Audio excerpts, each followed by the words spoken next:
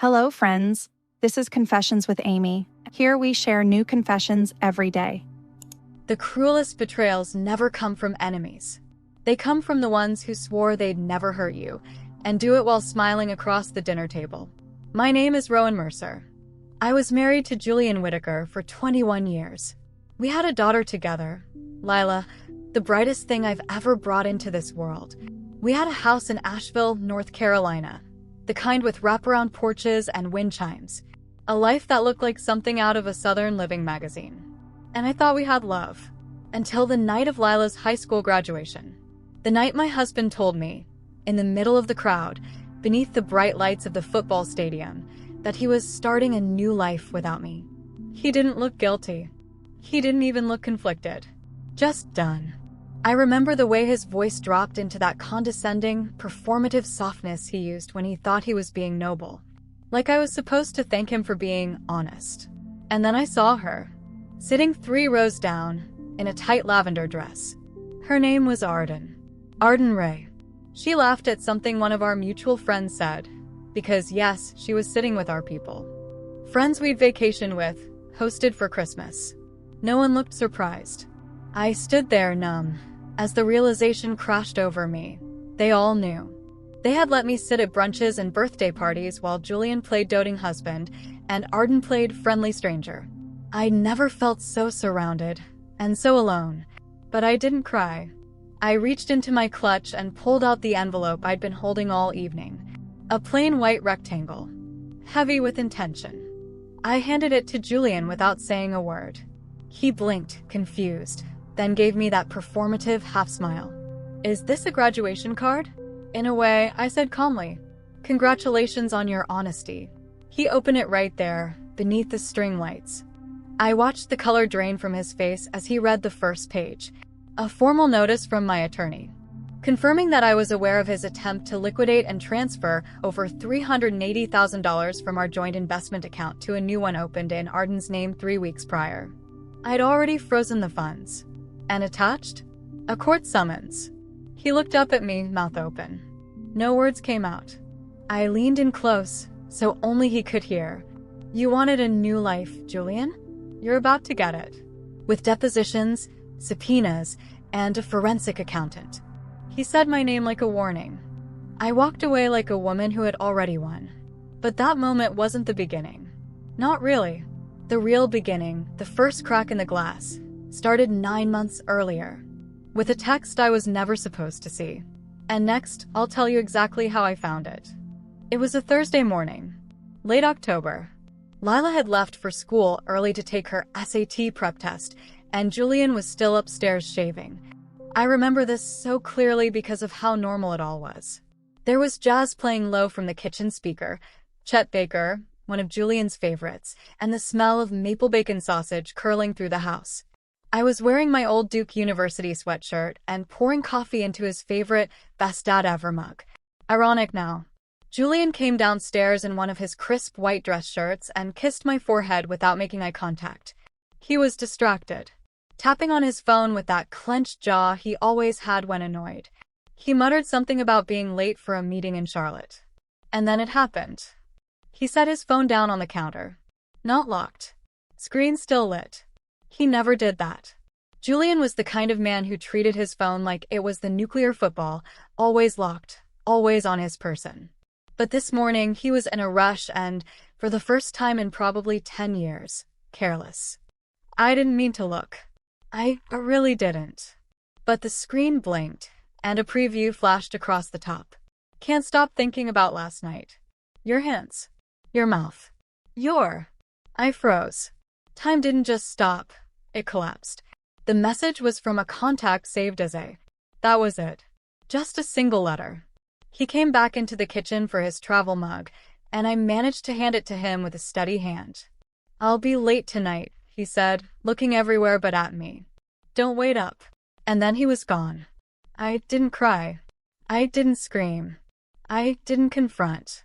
Instead, I stood there, clutching the edge of the granite counter, my knuckles white, breathing through what felt like the start of an avalanche in my chest. That message changed everything. Julian thought he was clever.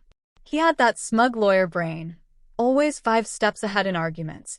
Always so sure of his discretion. But he didn't know me. Not really. Because that morning, something in me shifted. A switch. A resolve.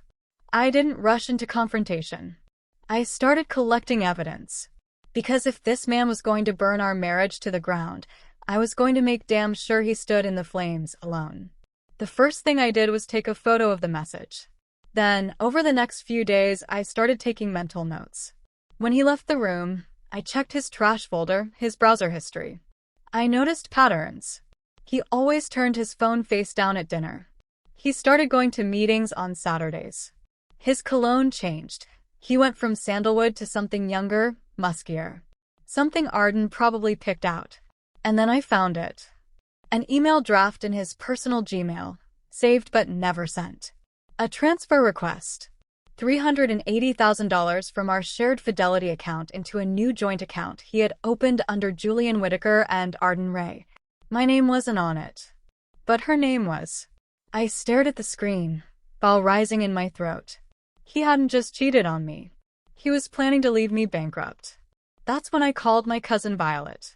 Violet was a shark divorce attorney in Durham, sharp as a blade, and loyal to the bone. She answered on the second ring. Tell me everything, she said. For the next 4 months, I became 2 women. To Julian, I was the doting wife. I cooked, smiled, nodded. I even laughed when he made some recycled joke at dinner about my taste in murder podcasts. He never suspected a thing. But behind the curtain, I had hired a private investigator, opened a new bank account in my name only, and I was working with Violet to freeze the assets and prepare for a court battle. I kept records, screenshots, emails, bank statements, hotel receipts. I even found a hidden folder in his Dropbox labeled Red Sky. It was filled with photos of her. Of them. One was taken on our wedding anniversary. I was home, cooking his favorite cocoa vin. He was in a hotel in Atlanta, drinking champagne with Arden in a silk robe. That was the night I stopped loving him. Not just because he cheated, but because he had made our daughter's future part of his collateral damage. And so I planned. I waited. For the right moment. For the night Julian Whitaker, partner at Whitaker and Harlan Law, proud father, upstanding citizen, would tell me he was leaving me. In public. He had no idea. He thought I'd cry. Beg. He had no idea what was in the envelope. It's one thing to be betrayed by your husband. It's another to realize you were the only one in the room who didn't see it coming. The morning after I discovered the Dropbox folder, the one labeled Red Sky, I drove to the edge of Bent Creek Forest, parked in my usual spot, and sat in silence. I couldn't cry. I couldn't scream. It was worse than rage. It was humiliation. Cold and quiet. I replayed every conversation from the last 6 months. Every dinner party. Every brunch. Every fake smile from our friends. And that's when I remembered Nicolette. Nicolette Rhodes had been my closest friend since college. We met during freshman orientation at UNC Chapel Hill and had stayed close through marriages, children, and even my mother's funeral. She was my maid of honor. She was also the first one to mention Arden Ray to me 6 months ago, subtly with that performative interest Southern women use when they're about to lie through their teeth. You know, Julian's been working with that new associate? The blonde? Arden something? She's really ambitious. At the time, I brushed it off. I trusted Julian. I thought she was just making conversation. Now I realized she'd been testing the waters, trying to gauge how much I knew, what I suspected. And worse? Nicolette was the one who insisted we host that 4th of July barbecue at our place, the same one Arden accidentally showed up to. "Oh, Jules didn't tell you she was coming?" she asked me with wide eyes and faux innocence. I just assumed. That was the night I found Arden in the guest bathroom, fixing her lipstick with my perfume in her hand. She smiled. "Love this scent," she said, spraying it on her wrist. "Julian said you used to wear something heavier." That was 3 months before the envelope. The next day, I met Nicolette for lunch at Sweet Maple in downtown Asheville, our usual spot, tucked between a used bookstore and a boutique that sold overpriced pottery. She wore her usual oversized sunglasses, sipping on a lavender iced latte like the world didn't reek of betrayal. I let her talk for 10 minutes about Pilates, her daughter's college applications, and how her husband forgot their anniversary again. And then I asked, "How long have you known about Julian and Arden?" Her straw stopped mid-sip. Silence.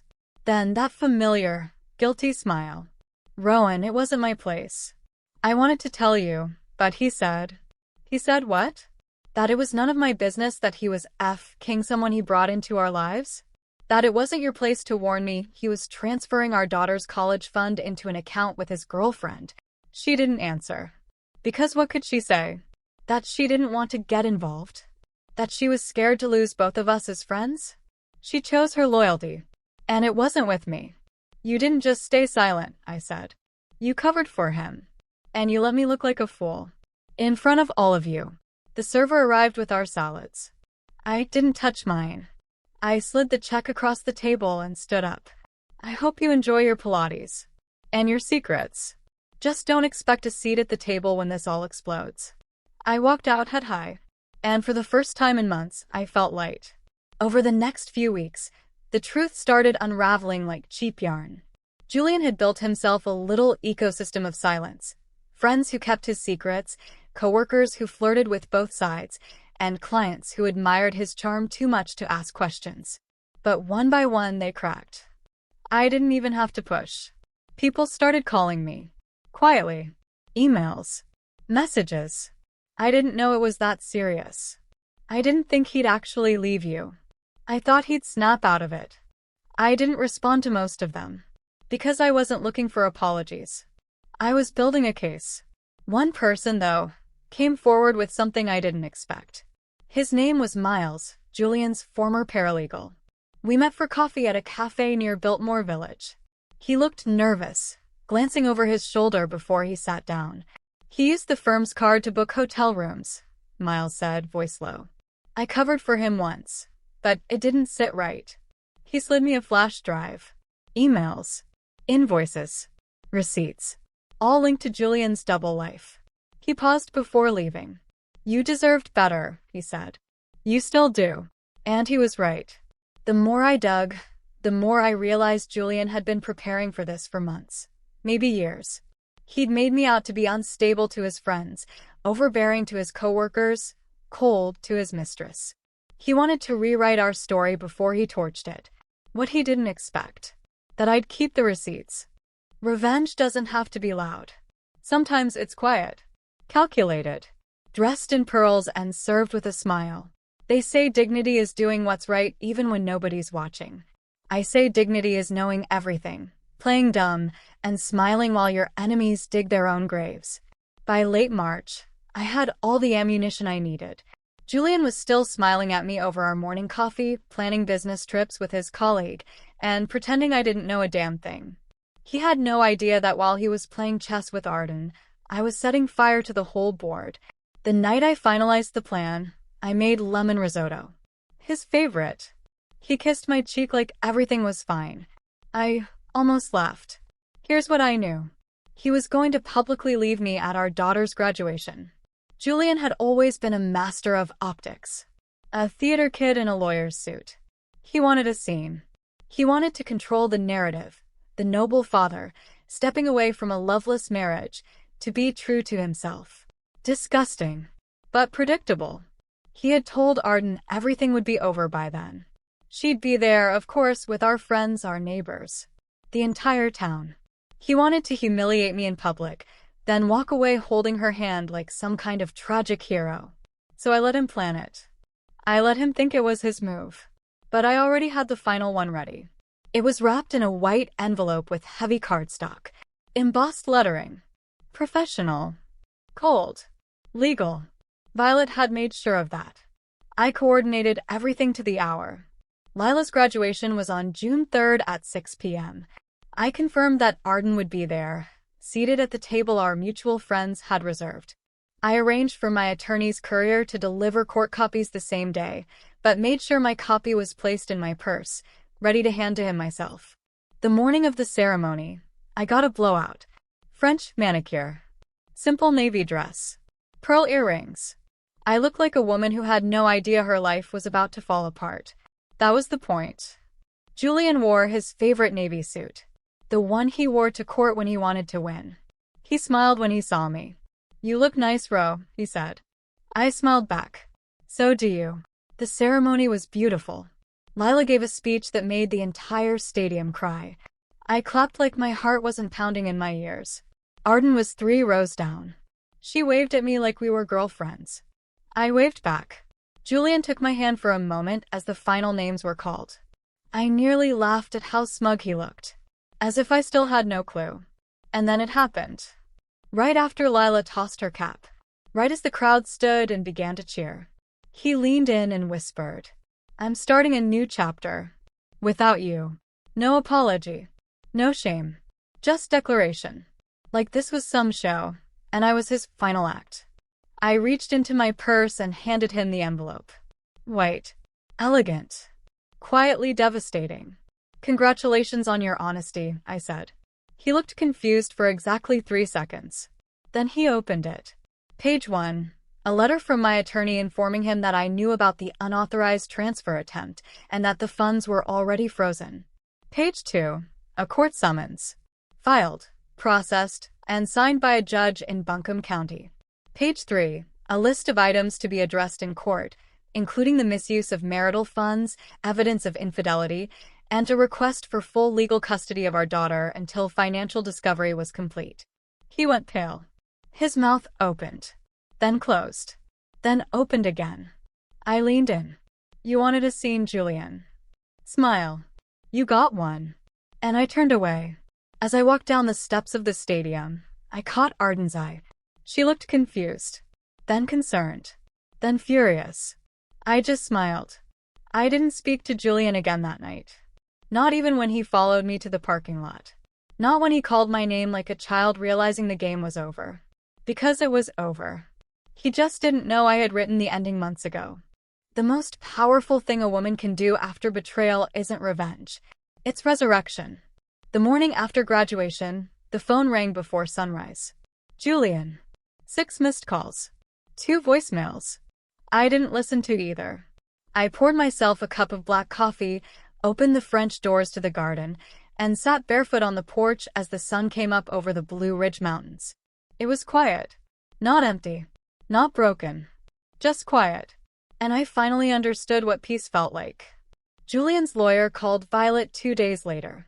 Predictable. Scrambling. Panicked. "Can we settle this privately? Do we really need to bring Arden into this? Rowan is clearly emotional." Violet shut that down with 5 words. "We're not interested in silence." Because I had no intention of hiding anymore. For years, I played the good wife. I smiled at fundraisers, laughed at his partner's jokes, kept my opinions small and my rage smaller. But not anymore. This time, I was done pretending. This time, I didn't want revenge. I wanted results. Over the following 3 months, the court battle unfolded like a slow, methodical purge. Julian tried to play the respectable professional, the good dad image he had so carefully curated. But he underestimated how far I'd prepared. Violet brought everything to the surface. Hotel invoices billed to his firm. Dozens of text messages from Arden. Evidence of the attempted financial transfer.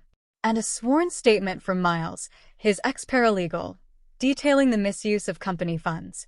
It was surgical. Clean. Cold. Devastating. Julian didn't just lose the case. He lost everything he couldn't replace. His reputation, several key clients at the firm, and most importantly, control of the narrative. Arden tried to stay with him for a few weeks after. But when the money froze and the job offers dried up, so did her patience. She left. Moved to Austin. I sent her a silent thank you note in my head. Meanwhile, I was busy building. I sold the house. Not out of spite, out of evolution. That house had too many ghosts. Too many rooms where I smiled through betrayal. I bought a smaller place in Montfort. Modern, warm, flooded with light. I went back to school, finished my certification in interior design, something I'd always wanted to do but put off because Julian didn't think it was practical. 6 months later, I was booking high-paying renovation clients all across Asheville. One of them even featured my work in Southern Home. But it wasn't just work. I was rebuilding me. Lila came home for fall break that October. We drank chai lattes on the porch and talked about her psychology courses. At one point, she reached for my hand and said, "You could have fallen apart. But you didn't. You rose." I cried for the first time in months. Not from pain, from pride. Because the truth is, this story was never about Julian. It was never about Arden. It was about me realizing I was never just someone's wife. And then there was Beck. We met at an art exhibit at the Black Mountain College Museum. Tall, dark-skinned, with ink-stained fingers and a voice like slow thunder. He was a sculptor. Gentle. Funny. The kind of man who listened like the world stopped when you spoke. He didn't ask about Julian. He asked about me. What colors I liked. What books I read twice. What kind of music made me dance when no one was watching. For the first time in 20 years, someone looked at me like I was the story. Now, Julian is just a cautionary tale. Arden is a deleted contact. And I am everything I was too afraid to be when I was trying to make everyone else comfortable. I am the architect of my own life now. I am whole. I am wild. I am rising.